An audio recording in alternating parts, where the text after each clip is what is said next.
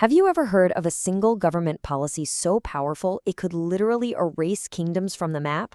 Well, today we're diving into one that did just that.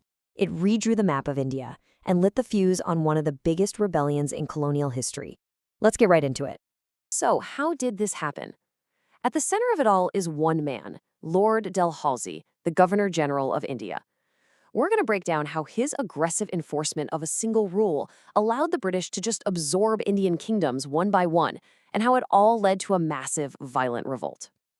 All right, so let's start with the man himself. Who was Lord Dalhousie, and what was his master plan when he got to India? Okay, so picture this. It's 1848, and Lord Dalhousie arrives in India. As Governor General, he's the most powerful man in the British East India Company. And he didn't come to just maintain the status quo. He came with a vision, and his time in charge would change India forever.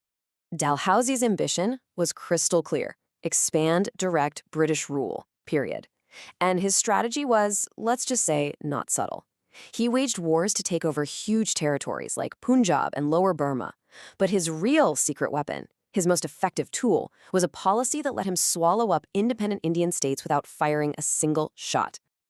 And that brings us to the heart of our story today, the doctrine of lapse. This was the legal justification, the mechanism he used, with, well, absolutely devastating results. On the surface, the rule sounds kind of straightforward, right? If a ruler of a state allied with the British died without a natural, biological heir, their kingdom would lapse. It didn't just get a new ruler. Poof, the entire kingdom just ceased to exist and became British territory. But here's where it gets really clever and kind of sneaky. For centuries in India, rulers could adopt a son to carry on their line. No big deal. But this doctrine completely changed the game. It said an adopted son had zero automatic right to the throne. The final say? That went to the British. They got to decide if an adoption was legit, giving them the ultimate veto power over who could rule. Now, when you hear doctrine of lapse, you immediately think of Dalhousie. His name is forever tied to it. But there's a little twist in the story that might surprise you. Yep, you heard that right. Dalhousie didn't actually invent the doctrine of lapse. The policy was already on the books before he even set foot in India. So what was his game-changing move?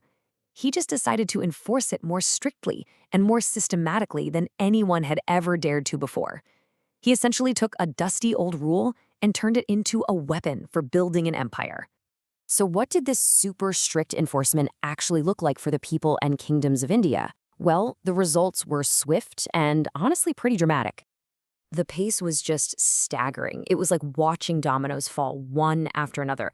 Dalhousie takes office, and almost immediately Satara is annexed in 1848, then Sambalpur in 1850, then Udaipur, Nagpur, and the famous state of Jhansi in 1854.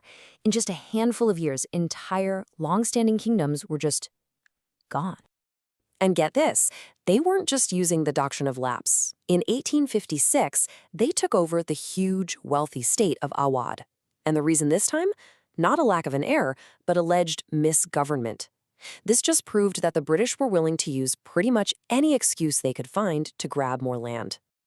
All of this begs a really big question, right? What was the real motivation here? Was this truly about fixing bad governments like they claimed? Or was there something else driving this relentless expansion? So you've got two competing stories. The official line from the British was all about saving the people from the misrule of their own princes. A noble cause, right? But many historians point to a much simpler, more practical motive: cold, hard cash. The real goal was all about expanding the market for British exports in India. The logic was brutally simple. Dalhousie and the company didn't just see these independent states as poorly run. They saw them as roadblocks to British business. Taking them over wasn't just a political power play. It was a business decision, plain and simple. It was about clearing the way for British goods to flood into new markets. Look, you can't just go around dissolving kingdoms, ignoring centuries of tradition, and putting profits over people without expecting some kind of blowback. The consequences were building up, and they were about to be enormous. Just 1 year after Dalhousie leaves India, the whole situation explodes. The year is 1857. This is the year of the Indian Revolt, a massive, bloody uprising that shook the British Empire to its absolute core. And when you look for the causes of that revolt, the doctrine of lapse is always at the top of the list. It created this deep, burning anger, not just with the princes who lost their thrones, but with their subjects, the ordinary people. The resentment was so powerful that after the revolt was finally crushed, the British crown took over from the East India Company, and one of the first things they did was scrap the policy, for good. So that leaves us with this big final question. How should we see Lord Dalhousie? Was he a modernizing reformer who genuinely thought he was doing the right thing? Or was he a ruthless empire builder, driven by power and profit? His actions certainly made the British Empire bigger, but in doing so, they also planted the seeds that would one day lead to its end. Something to think about. Thanks for joining me on this explainer.